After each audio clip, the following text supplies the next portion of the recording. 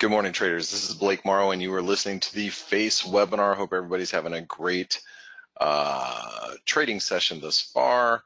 And I want to make sure that I am completely up and running here, and you guys can see my screen. It looks like you can.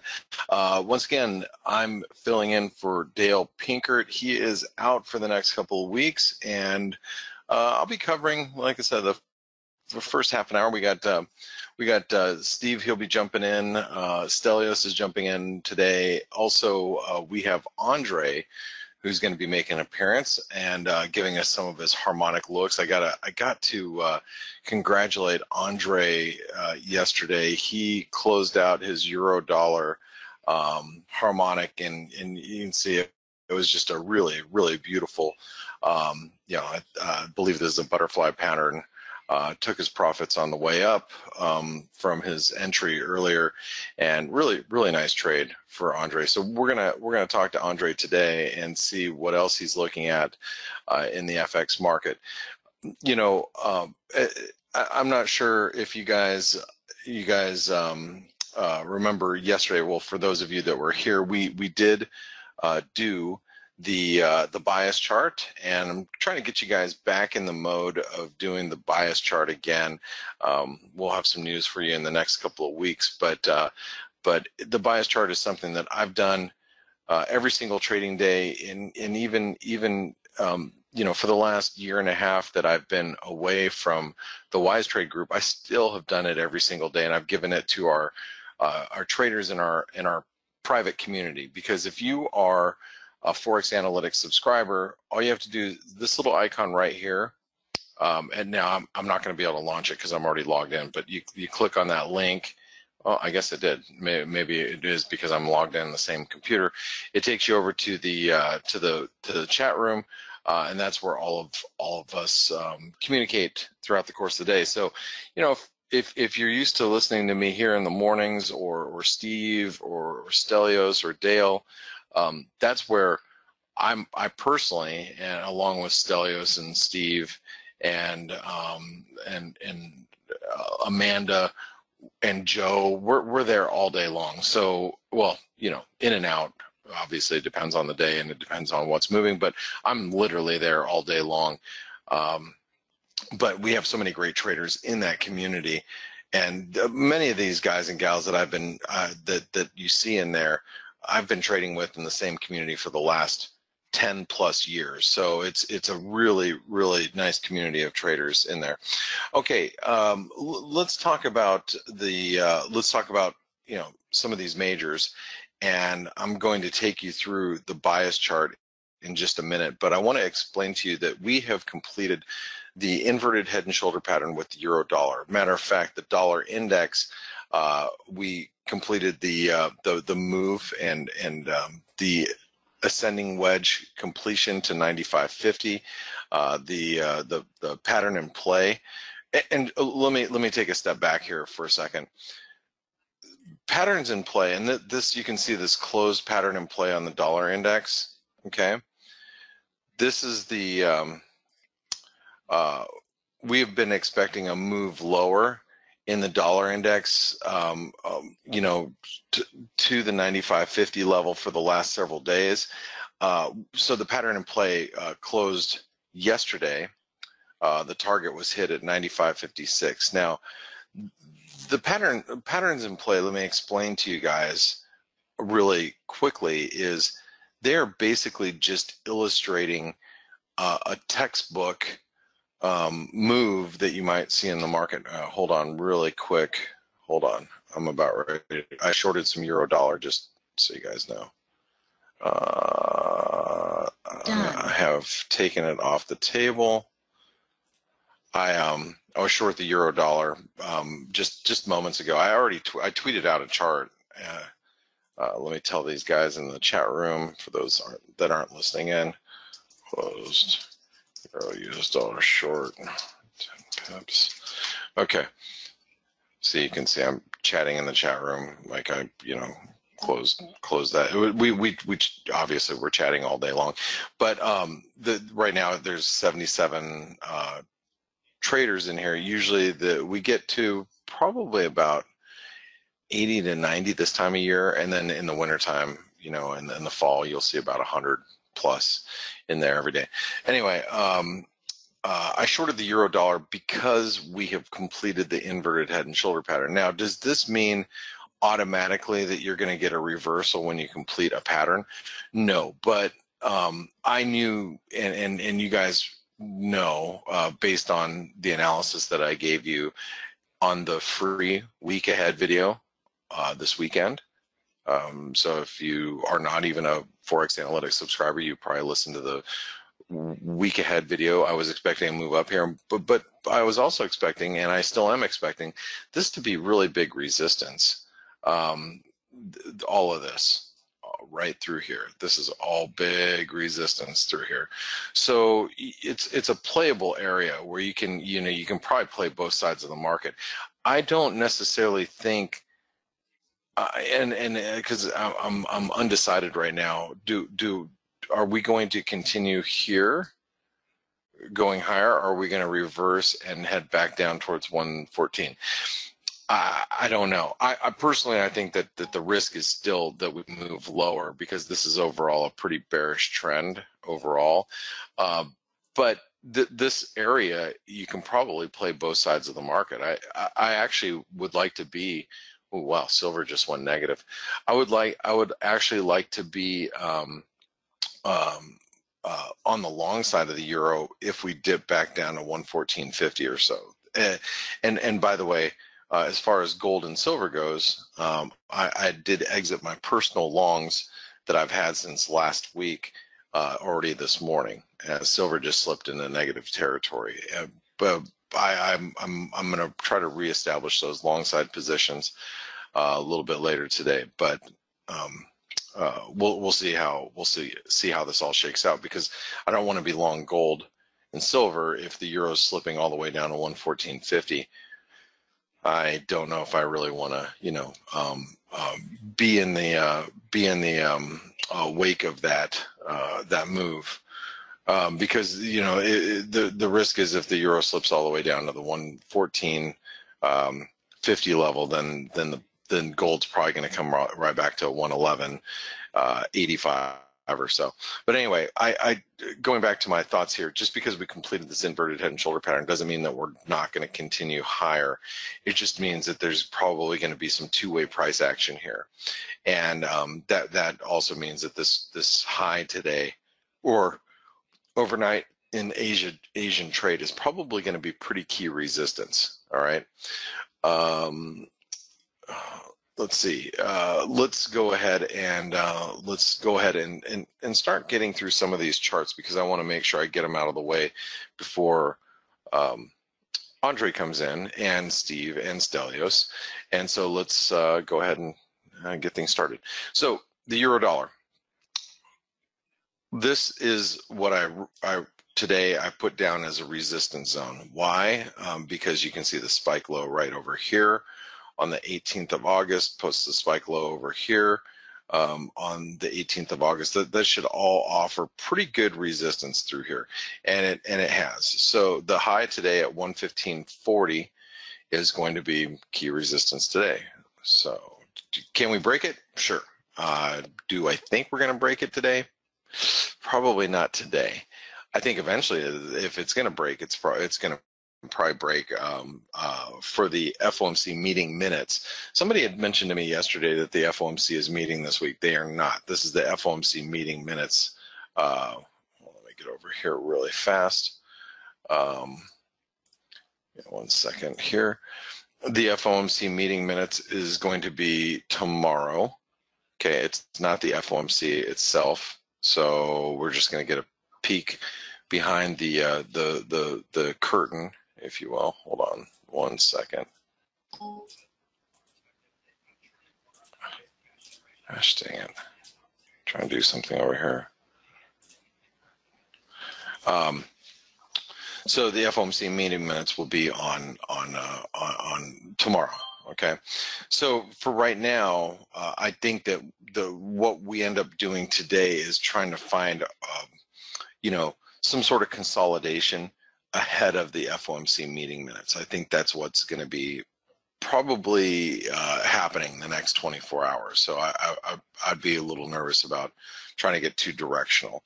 You know, if we you know, hear the FOMC meeting minutes tomorrow that the Fed is, you know, still, you know, behind the curtains, they seem still pretty hawkish, then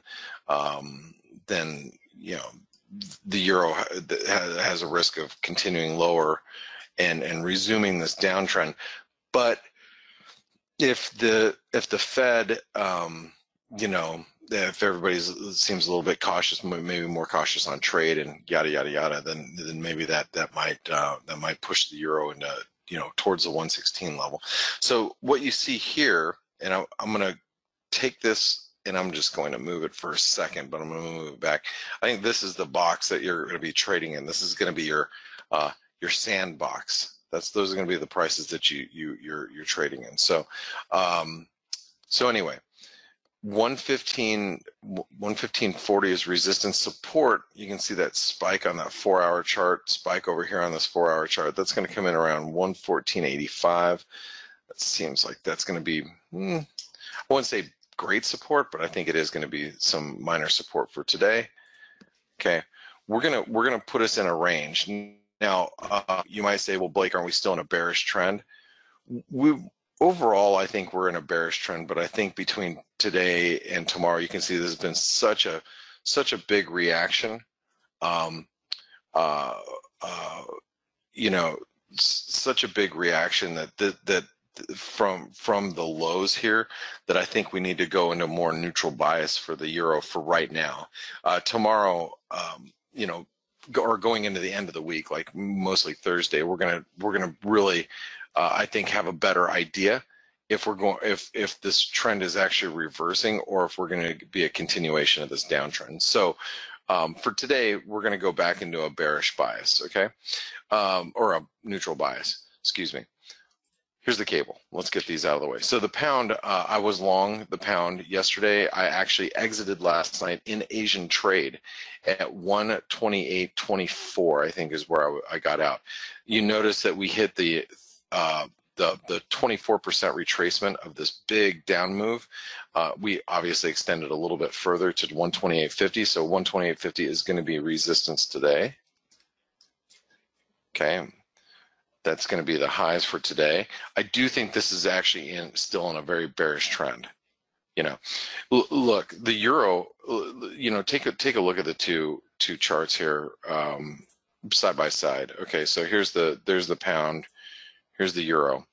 Look at the difference between the way the euro bounced and how little the pound has bounced.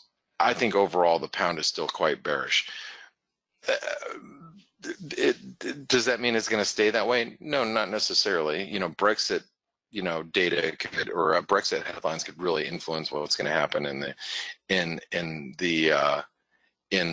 the cable moving forward. But I do believe that it is trading a lot heavier than the euro at this moment. So with that being said, you know, you got to be a little bit more careful with the pound. Now, I think if we can get a dip in the cable, I wouldn't mind being long again, but we'd have to get a bounce or a pullback. Excuse me, real quick. There we go. If we get a pullback to here, that would be the optimal place to be long, which would take us all the way back down to 127.50. So 127.50, I think, would be support. So if we get down there today, yeah, I wouldn't mind being long the cable down there again. All right, but you know, trying to get long here after having this extended move overnight or the last 24 hours, yeah, not interested being long here. I already exited my long last night, like I said, in Asian trade, but we could see a little bit more of a down move here. All right, the Aussie. You notice the Aussie also nearly completed its inverted head and shoulder pattern. I closed a pattern in play in the Aussie dollar because we were coming really close to the 618 overnight. You know, you can see the previous triangle resistance will come into play too. You can arguably say that the 618 has really held the Aussie, and frankly, it looks like the Aussie might pull back towards, you know, towards some support here, this little breakout point here, which that'll be 73 and a quarter. So 73 and a quarter, 73.65 is resistance, 0.7325, 0.73. What was that? 65 is resistance.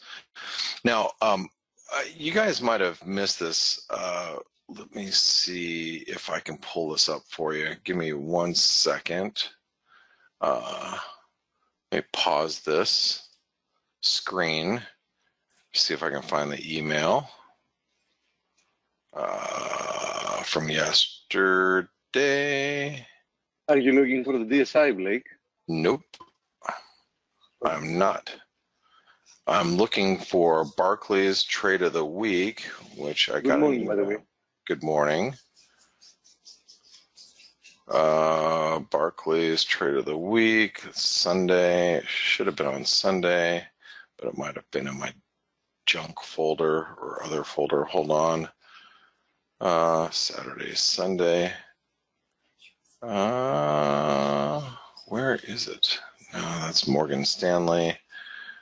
I have to go look for it anyway, because I get emails from Barclays every day. So, and unfortunately, I get them from like every brokerage firm out there. So, I get so much stuff. But what I wanted to point out, and I can't seem to find the email right now, but I thought this was interesting because I was bullish. The okay. Barclays. I'll just search it. Barclays. Thoughts for the week ahead.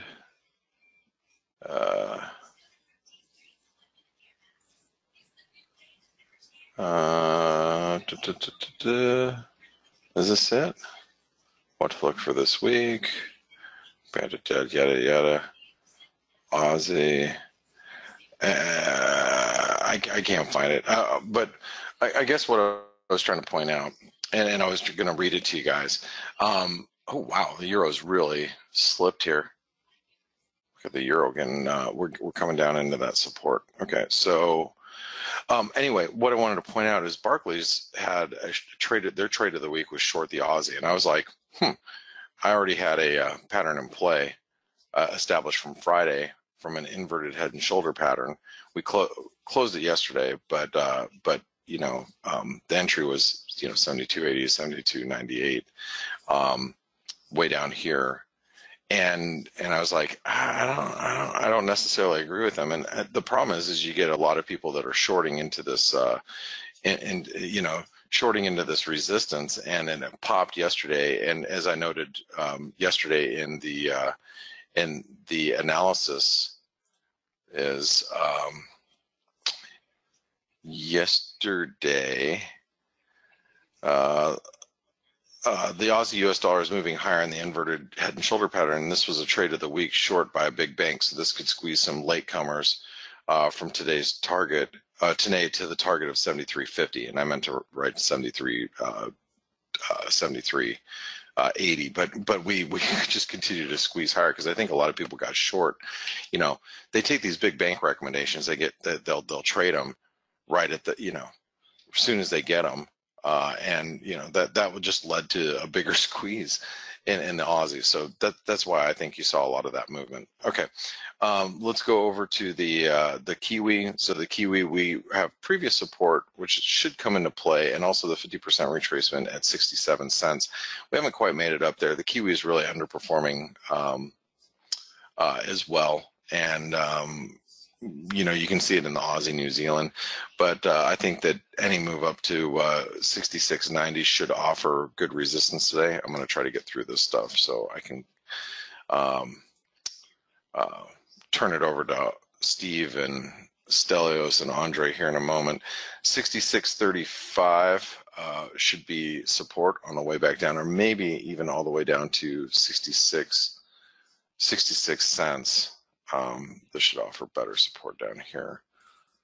somewhere around 66 cents, probably 66.05 actually. So, and I do believe that the Aussie may be range bound, but the Kiwi is still very bearish. Okay, let's. And by the way, can you guys hear me? Okay, I've only had one comment come in from Paul. Yeah, I can hear you fine. I can hear you perfectly fine. Usually I get more comments from the traders. Oh, here's a bunch of other people writing in now. Okay, I just want, usually I get a, good morning. Hey, how you doing? But my butt's itchy, whatever. So people seem to be too focused on what you have to say to write. Okay, maybe that's the case. Dollar Canadian hit the 127% extension this morning. Now there are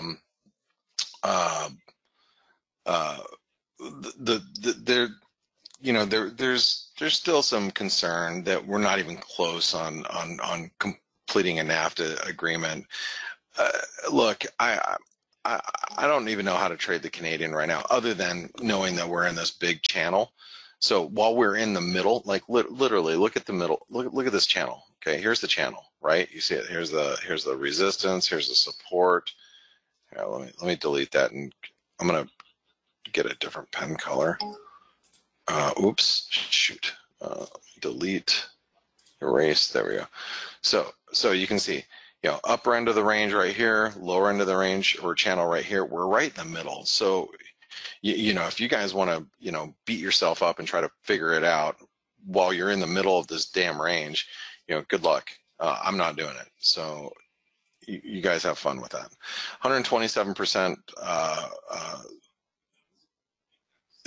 comes in at 130.15. That should offer some support today at 130.15. Resistance probably be back up here at 130.50, but I would give it all the way up to 131, which would be all this spike high, all these spikes higher up here.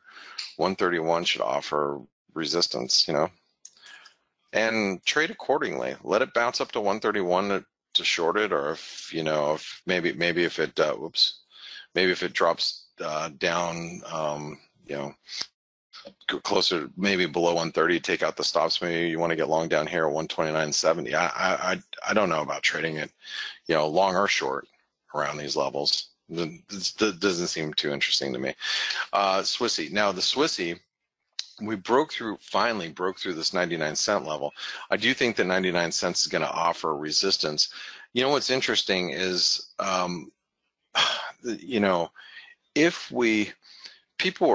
people keep telling me that one of the biggest positions in the market right now is short Swiss francs, which in essence means that people are expecting the dollar Swiss to go higher.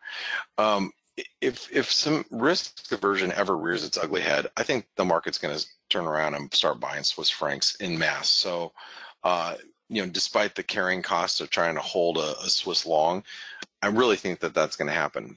I have no position in the dollar Swiss, but if for some reason, if the stock market turns negative, like aggressively, I would be buying Swiss francs. I'm just telling you guys how I feel right now. But that doesn't mean I'm going to trade it currently. I'm very, very sorry to interrupt, but I just wanted to mention that we shouldn't also forget that Euro Swiss found a high at 120, and since then it's not looking that pretty, right?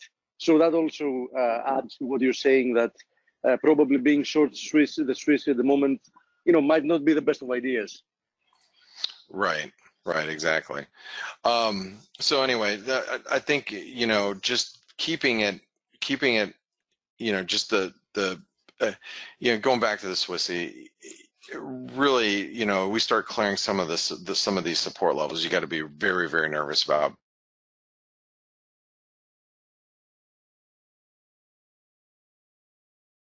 We lost you there, Blake. I actually thought it was my connection, because I'm on a wireless router, and I was looking to find out what happened. But yeah, we lost Blake actually. Maybe he's muted or something. Well, anyway, it's a good time to actually mention. Can you guys hear me? Hey, we can hear you. Yeah. We can hear you. We can hear you again, Blake. Sorry about that. Can you guys see my screen? Yes, sir. Yes, we can see your screen, but I'm not 100% sure that your screen is showing us live footage, because I see trading view and I don't see price changing on the right hand side. So Yeah, that's true. yeah. So I think your screen is frozen for the time being. You want to try pausing it and? Yeah, let's see here. Let's see if that works. Yep, there's the peso. Okay, sorry guys, I had a little internet blip there. All right, sorry about that. I'm still seeing your Swissy. I'm still seeing Swissy. You know, the best way to get it unstuck, you want to pass it to me for a second. Yeah. Well, everybody else says they can can see it. Can you guys can't? All right, let me flip it over to you. I can still see the USD Swiss stuck here on the screen. Same here. Okay. I think we're getting a little bit of mix. So, Stelios, I'm going to pass it over to you really quick. Yeah. And just pass it back here. Yeah. And then I'll take it back over. I'll take it back over. All right. You guys should be able to see the peso now. Yes, we got it. Okay. Sorry about that. Yes. Okay. Thanks, guys. Okay, so let's do this really quick. 1885. We're in this wedge right now. So 1885 to 1910. That's pretty much it. 1885, 1910. We are range bound, but remember, this is actually setting up a bearish wedge. That's the thing. It may be range bound, but this is a bearish wedge that's developing. So Norwegian krona. I was short the US dollar Swedish krona yesterday. Made a little bit of money. The US dollar Norwegian krona, I think while we're still above, I wrote down 842 yesterday, but looks like 840 is supporting us right now. 840 to 850. Just got to be careful with it. It still looks bullish. So 840 is a support. 850 is resistance, and it still looks bullish. And I think while we're, you also have to keep in mind that this is a big multi-year trend line break, and we're desperately trying to hold above it right now. The US dollar Norwegian krona, desperately. So I think if we break break back through the lows, then that's going to be a pretty big failure in the NOK. So but I'm not trading it at the moment. US dollar Swedish krona, like I said, I shorted it yesterday. Made a little bit of money, not as much as I had hoped, but I closed it out yesterday at the like somewhere around here, like at 916. I think I shorted at 919. So I just made a little bit of money here, not a whole lot. Support 907, resistance 926, because that takes us all the way up to those extensions. So 907, 926, that's key resistance. It is still bullish for now. I don't mind trying to pick off any type of rallies there, but okay, dollar index. Support would be the lows, 95.45. Resistance, right back up here at 96.07, 95.45, 96.07, and it is still bullish while we're above today's lows. So keep in mind, this is doing exactly what we thought it was going to do. Whoops, let me delete that. Let me delete that again. Let me put it back into non-drawing mode. Okay, so we've rallied,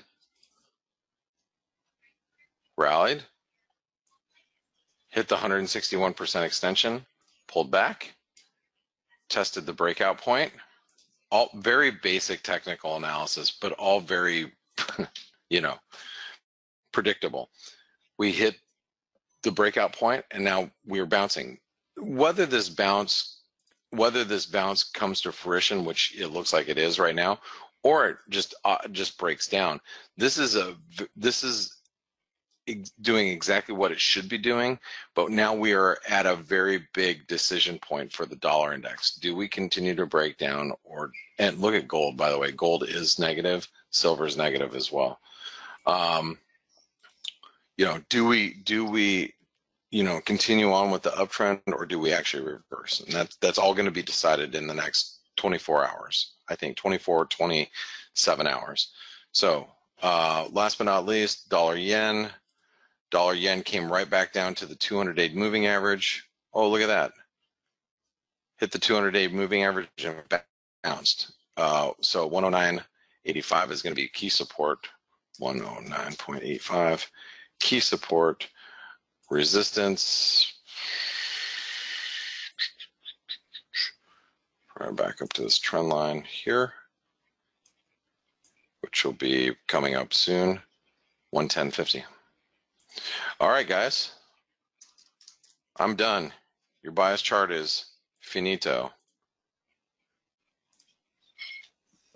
All right, there you go.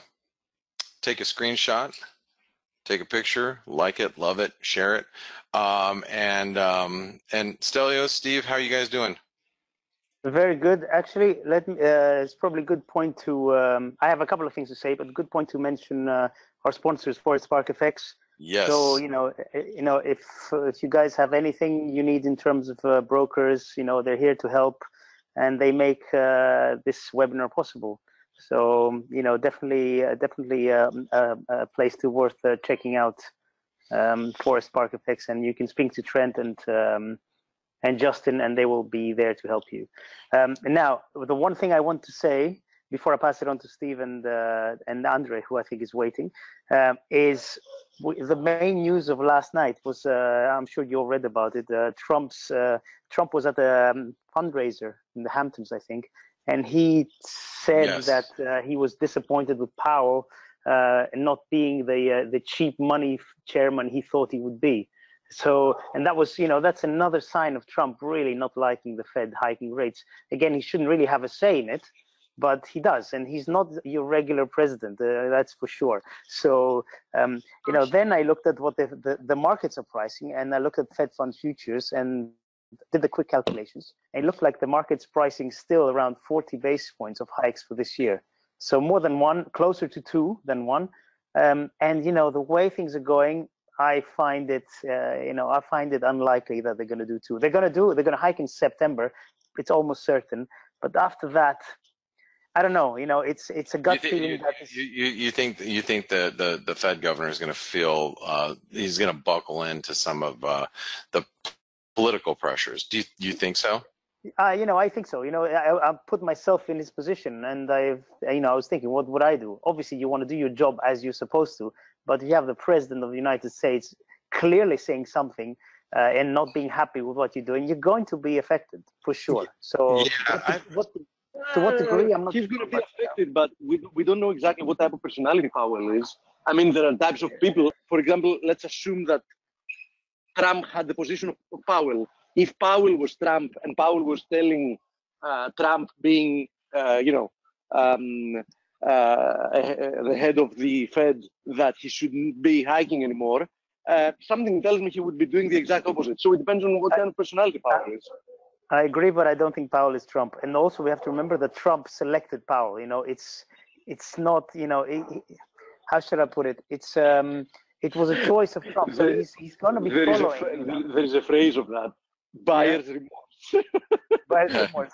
Yeah. Anyway, that's my opinion. I think it's a very valid point, Stelios, and I actually do believe, being that Yellen was a big study of Bernanke, Powell was Yellen's right-hand man, that the Fed is going to, there's got to be some sort of influence there, but the Fed is independent, and they're going to do what they feel is best for the economy, and that shows you right now that Trump may be unhappy with what Powell's done as of right now, but you know, Powell's doing what he feels is right for the economy. Whether you agree it's right or wrong, or we agree it's right or wrong, I believe the Fed should be raising rates actually a little faster than they are. But the fact of the matter is you know, Trump is not happy, and I don't know if he's going to be willing to do anything that he thinks that is not going to be conducive to helping the economy move forward. But I do think it's in his mind, you know, sure, you know. I mean, what you say is the right thing, and what we're hoping is going to happen. But you know, reality sometimes can be quite different. So that's just my concern: what the market's pricing and what might actually happen. Right. No, I hear you 100%. Oh, totally agree. Steve, how is Porto Heli? You want me to show you? Yeah, I love that town. You know, it looks like it's grown a little bit since the last time I was there. Or I'm not exactly in the town, but I can show you if you want. Sure. Oh. No bikini shots, please. Yeah. Oh, look at that, guys. It's really a fun place. Yeah. Nice little port town. Nice. And no Jaws out there. Don't have to worry about that. Matter of fact, you know, I gotta ask you guys this: with the popularity of the Meg, the movie The Meg, do you guys have any shark sightings in Greece at all? Yes. No. No. Wait, I got Greeks telling me two different answers. Wait. Let me clarify. Yes, we do have. Very rarely, though. Extremely rarely, and small sharks. Having to do with shark attacks, it's you know, incredibly rare. I mean, I don't know any person that has been attacked ever by shark, or that knows anybody that has been attacked. There was one occasion in the early 80s, which I remember, actually here near Athens. You know, one every 30 years. You know. Yeah, just to understand how rare it is. Yeah, he has to go back to the 80s to remember, you know, an occasion. Yeah, wow. so okay. the Aegean is a very safe sea. All right, yeah. Good. I mean, I've swam in the Aegean Sea many a times, and I don't even see fish. So. Blake, I sound you being a little bit disappointed. Were you hoping a shark would take Steve out? No, it makes me feel good about swimming every time I'm in Greece. That I love to jump in the ocean, so love it out there. Just to give you an idea, we know I used to sail quite a lot. We've jumped in the middle of the sea many times to swim. We have never even considered the possibility. I mean, it's that rare. I mean, you don't even hesitate swimming anywhere. You know what I mean? No matter how deep it is. Right. Well, hey, I don't want to take away. I know it's a slow day, and we don't have a lot happening today. I mean, I think it's a dollar pullback or dollar maybe bounce day, slight bounce today. We've got precious metals pulling back a little bit, but I think Andre's got some good charts setting up for us. So I want to go ahead and pull him over from the let me find him in the attendees really quick. We're going to bring over Andre, who does our harmonic work for ForexAnalytix. You know, he has the most beautiful charts. He really does. And I think you guys, for those of you that haven't seen his work, I think you're going to love what he has to do. So let me bring him over as a panelist. So excuse me 1 second as we bring him over. And you're going to hear Andre. Andre's in Portugal, by the way. Hey, Andre. How are you? Portuguese. I'm okay. I'm fine. And you, Blake? Hey, doing great. I wanted to save enough time so you could actually show some. And by the way, great trade on the euro dollar. It was wonderful. I'm going to actually give you the charts, so maybe you might be able to shed some light on some setups that you're seeing currently in the FX market. Okay, thank you once again. It's a pleasure to be here.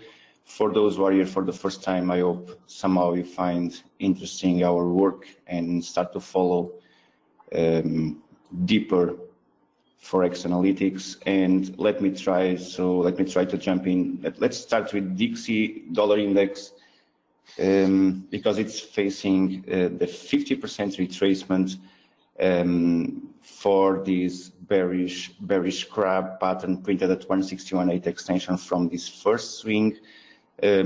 the market has developed into a small head and shoulder formation, and it's actually trading at a 50% retracement, very close to the default projection for the head and shoulder formation. So what I will search for at this point, and what I want to show you here, and it's a hidden bullish divergence at oversold conditions. So as you can see, we are trading above the previous structure support, and RSI is oversold and below that level. So this is a sign of bullish hidden divergence, which can force a price to print a few points above. I was expecting the same reaction yesterday at these highs. Once the price started to build this right shoulder formation, I was expecting a few points above the formation of this right shoulder, but as soon as I shared that chart, the price started to fall and breaking this next zone, and now trading at the 50% retracement. It's a default Fibonacci level where I want to see those crabs finding, in this case, finding a support. So in this case, we have a support at 50% retracement and supported with bullish hidden divergence, which may force the price to print a few points above. Eventually, retesting the neck is not impossible. I will not be surprised to see a retest of that zone and then a new bearish momentum from here. The same I'm showing you here. We have inverted reaction on euro versus dollar. So we wait for. Actually, we are facing the 161.8 extension, as Blake has mentioned. We are now trading at previous structure support zone. It's a resistance level at 161.8 extension. It's a reversal FIBA extension zone. And again, as Blake has mentioned, I will not be surprised to see the price. This is a 4-hour time frame chart. I will not be surprised to see the 200 media average being tested again, and that will put the price above, that can put the price close to the 224 extension. The golden ratio, the golden ratio actually is the second target for let me try to show you our previous pattern. So, but we were trading another crab pattern extended at 161.8 extension, and well, from here we bought the market expecting the 38% retracement. That's first target reached already. This is a free risk trade for those who are following me for long periods. You already know, right? I start to partitioning my position at 38% retracement. I break even my trade, my stop loss. I adjust my stop loss a few points above my entry. So this is a free risk trade with half of my initial position size inside the market. So I close half of my position, I adjust my stops at break even, and I expect the market to reach my second target or even to trade even higher. I never know what the market will do from here. It's what I call a free risk trade, so I don't bother what the market will do from here. I do expect the market to print me to retest the 200 media average, and obviously it needs to bounce somewhere around this area. We are trading above this descending small structure or bearish structure. I will not be surprised to see a retest of that structure and a bounce again to print higher, to print this 224 bearish shark pattern above, close to the 618 golden ratio. We have a few, yes, Steve, sorry. So, yeah. So from what I understand, you are expecting a reaction both in the euro and the DXY, anyhow they're highly inverted correlated, due to the DXY being like 57-58% euro, and then you're expecting another leg, which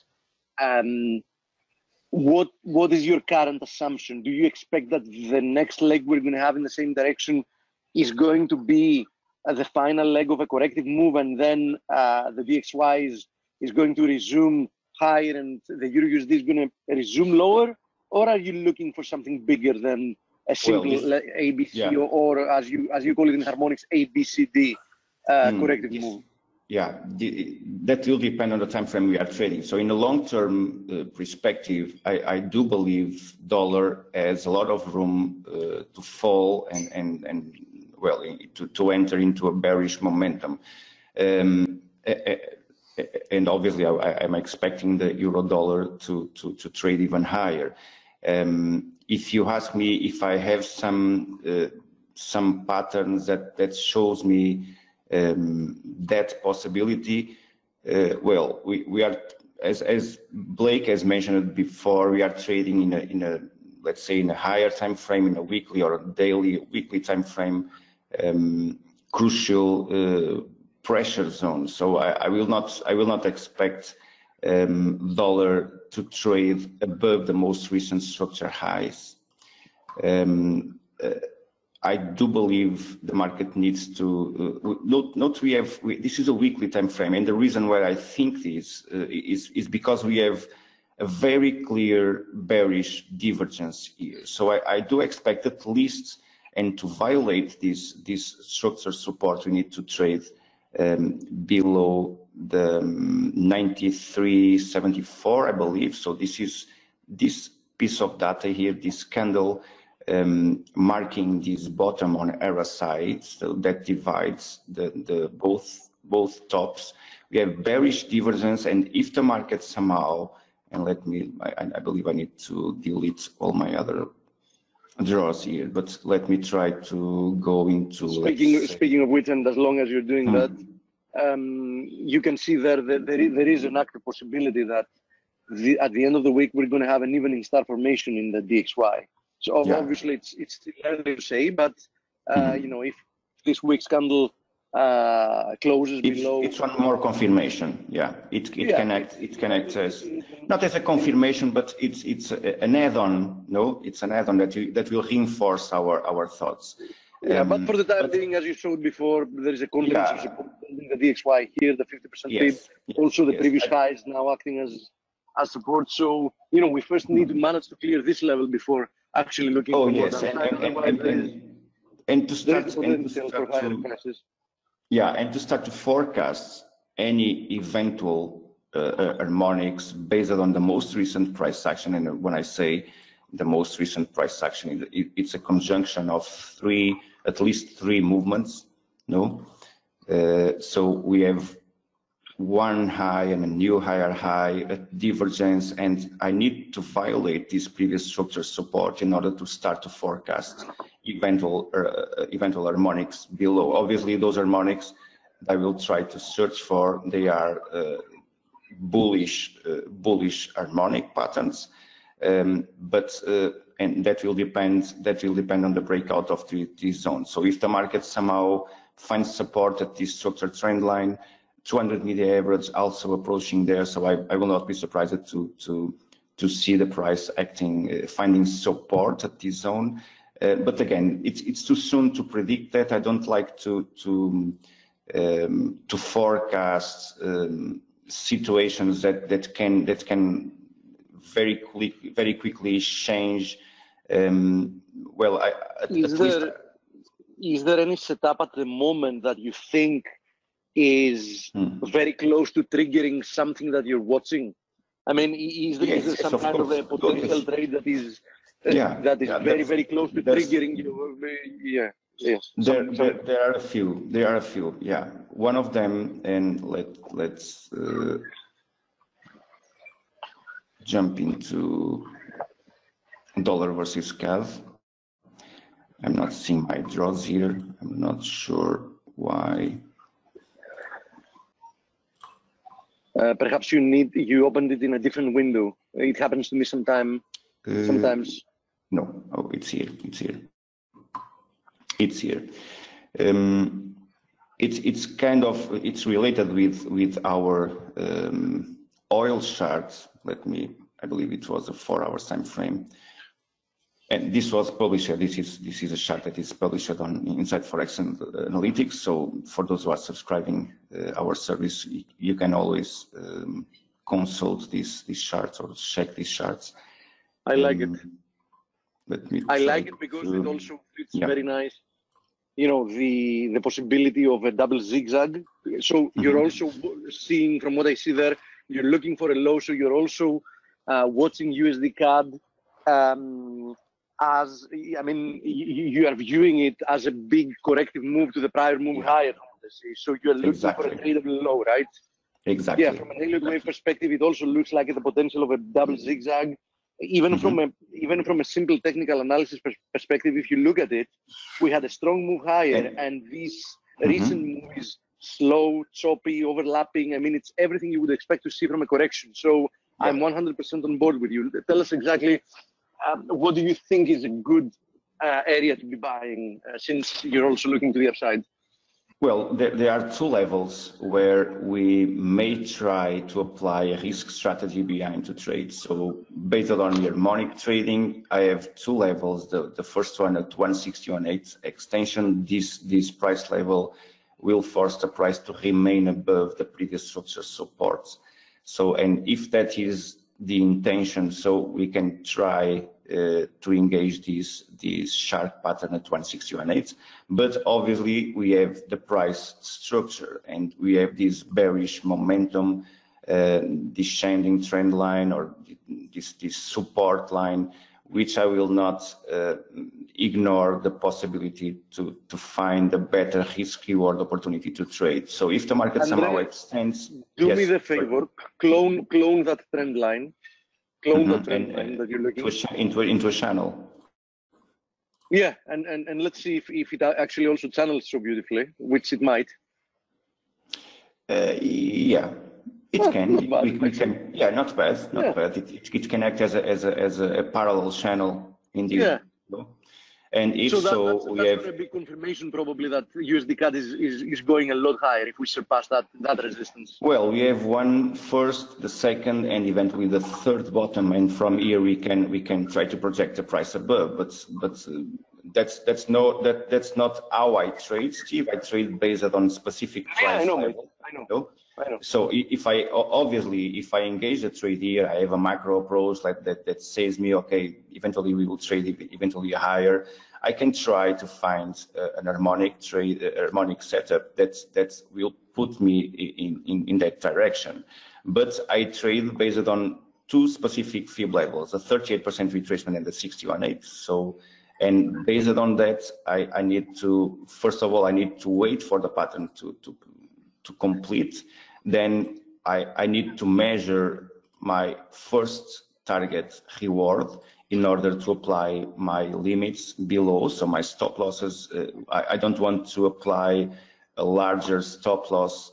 Well, what I mean, we don't want to trade above one-to-one risk reward approach. So in even trading a one-to-one risk reward approach, in a long-term process, it makes no sense. So we need to try to identify situations where we are able to minimize our losses. So that said, the 224 extension will allow us to manage our stop losses into, let's say, 2-1 risk reward situation, 1-2 risk reward situation, because the market, if the market actually goes in our direction, it tends to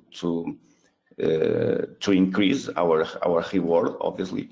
But I trade based on those two levels, and it's crucial, the position management after entering the trade. So as I mentioned before with Blake, partitioning my position is my solution, and then a trailing stop or a dynamic stop above the second trade, the second target. If I adjust a trailing stop above my entry or above first target,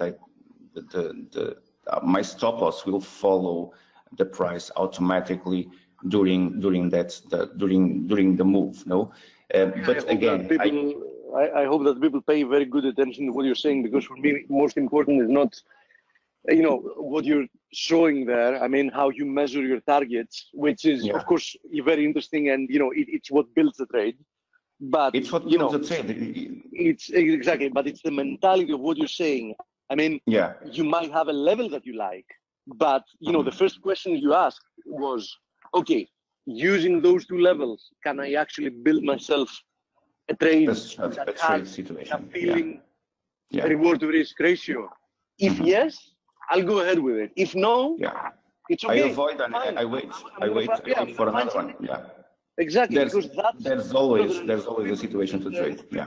That find a level that they like, and they never go to the second step, asking the question, okay, I like this level, and you know, it might end up working, but you know, do I have an appealing? And you have the reversal side of the coin, Steve. You have people actually forcing the trade with no conditions to engage the trade. So if somehow my limits are not synced with my risk strategy that I have applied to my capital, so there are people forcing the trade. No, I need to join this trade because I was waiting for that trade to trade. And sometimes even the best setups, or even if the pattern is perfect in terms of ratios, I'm talking obviously about harmonic trading, even with the most perfect harmonics, sometimes they will not allow me to adjust my limits below or above my entries. No, so it's for me it's crucial, and actually let me say things like this. I survive inside the markets just because I have a decent risk strategy and position management strategy to guide my trades. Not because I trade harmonics, not because I trade the channels, or not because I trade the triangles, or whatever we want to trade. We can find a lot of situations, a lot of techniques to trade. We just need to familiarize with them and to get synced and to eat our strategy at breakfast, and to repeat that process over and over again. But risk strategy and position management, for me, it's my salvation. So without this partitioning process, without that process, I will not be able to survive. Without that, nobody. That's why I stressed out that, you know, most important for people to pay attention is not only the levels that you show, but you know, the way, what you do, the process with which you approach it. Exactly. And the same way we need to know and to learn how to deal with process in profits. We need to learn to deal with the process when we are in a loss.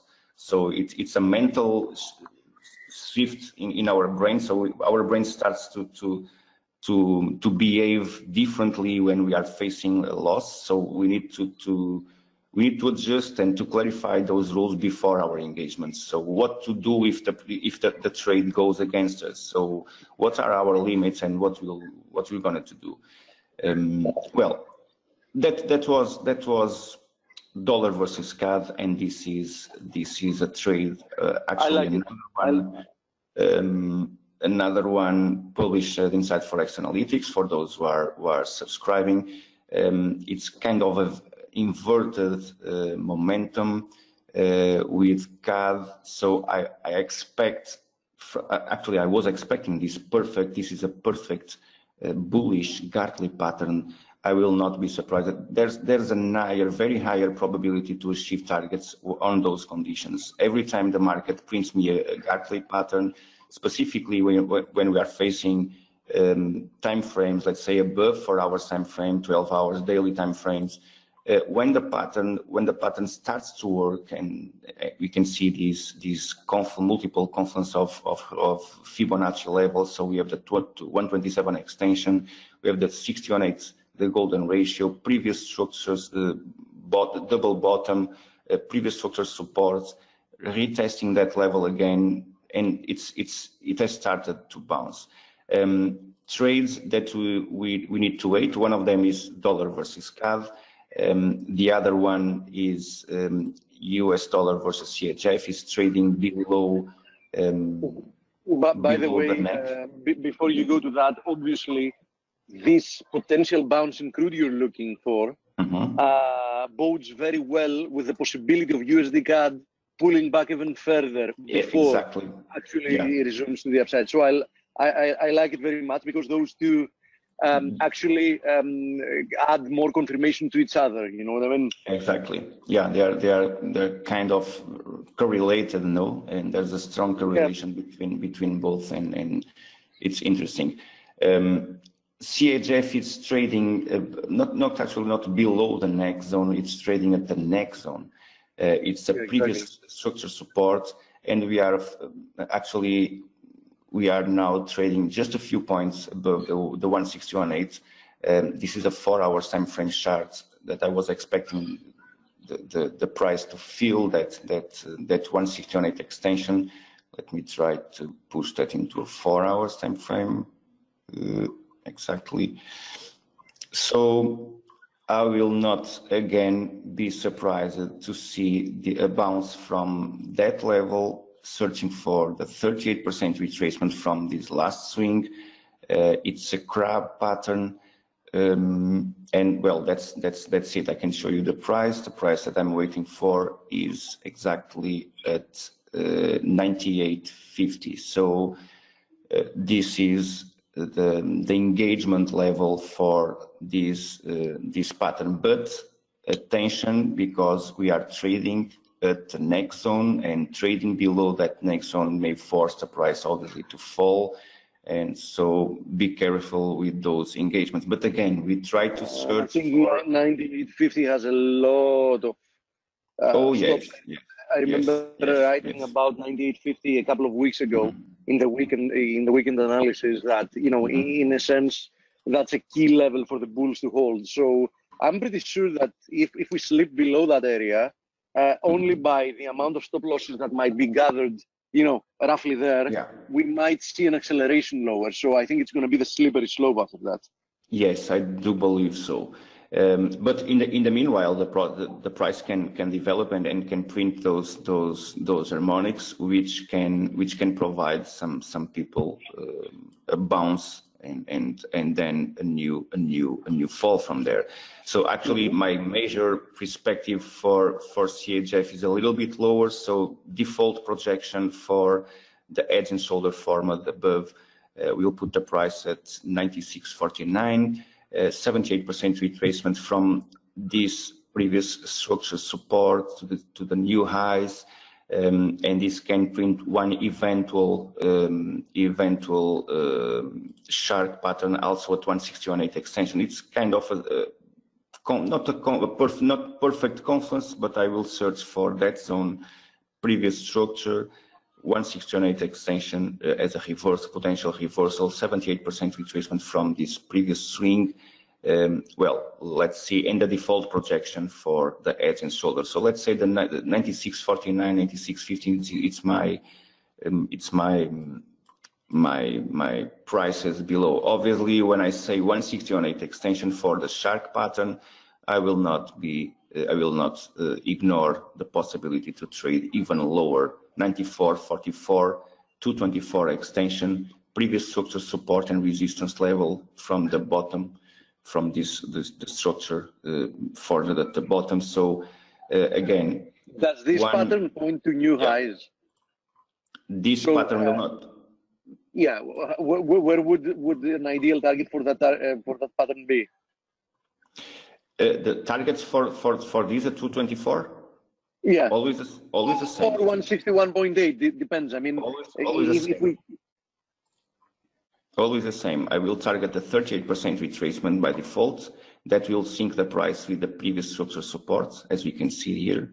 We can put an horizontal line there. Well, if the price bounces from the 161.8, it will put the price exactly nailing the previous structure support. Previous support, yeah. Previous support. If the price extends, if the price extends into the 224 extension, I have the same target at Fibs at 38% retracement, and at this moment we have nothing in terms of confluence for these targets. At least most recent price action is not showing me anything. So during this process, if the price actually fails to hold from this support, if the price breaks this neck and if the price develops a price structure during that process, eventually this 38% retracement will be synced with some piece of data forged between during that fall. And that's what I like to search. I like to search for the completion point, the confluence between those harmonics, the 200 media average, support and resistance levels, but also the targets where it makes sense to target the 38% retracement in the no man's land. For me, it makes no sense. I like to search for situations like the 160-180 extension and trade the backup or the pullback, actually the pullback into the previous structure support. It makes all sense to target that structure from there. But again, makes sense. If the price extends, I will use the same fibs. Now, you ask me if that will put the price into a new high. It can put the price into a new high, but I need the motivation or a motive on a higher time frame that shows me that let's say based on these harmonics, I have no projections for the price above. The only reason I'm asking is that so far, use this Swiss after a pretty impulsive move higher.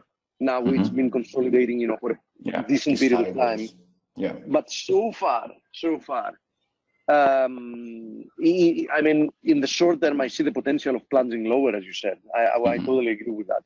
But in the medium to long term, it seems to me that, there is at least one more leg missing to the upside. Of course, it's too early to tell, but price action so far, that's what it tells me. I mean, the previous move higher is very strong. We can look at that with a simple 3 waves process and the correction structure in the middle. So we have one first wave and we have a correction and we need something else. So as you are saying, something is missing.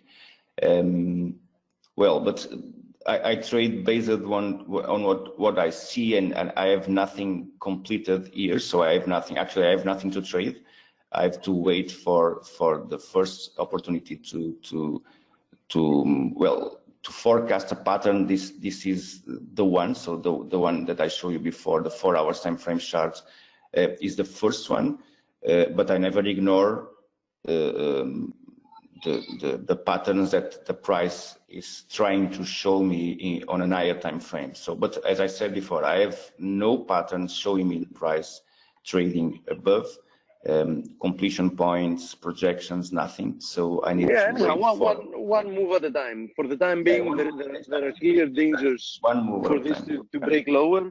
And let's see if that's going to manifest, and we take it from there. Actually, there's only 2 options. I need to break the previous structure highs, or I need to break the previous structure lows.